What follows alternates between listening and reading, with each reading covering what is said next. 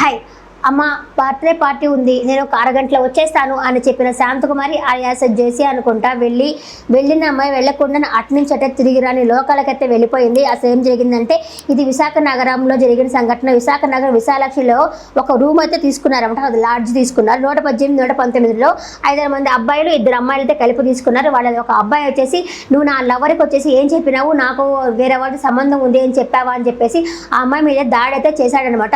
దానికి కొట్టాడు అనే ఉద్దేశంతో ఆ అమ్మాయి 118 రూమ్లోకి వెళ్ళి ఆ అమ్మాయి అయితే సూసైడ్ అయితే చేసుకుంది. ఫ్యాన్కి ఊరేసుకునింది.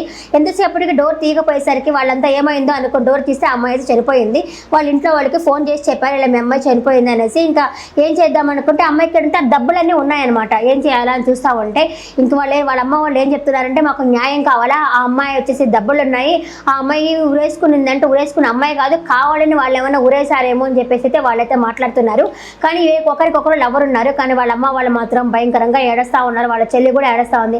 మా అక్క అలాంటిది కాదు అనేసి, వాళ్ళ అమ్మ కూడా మా కూతురు అట్లాంటిది కాదు నడుస్తూ ఉంది. ఏమైతే ఉంది, ఒక ప్రాణం పోయింది కదా.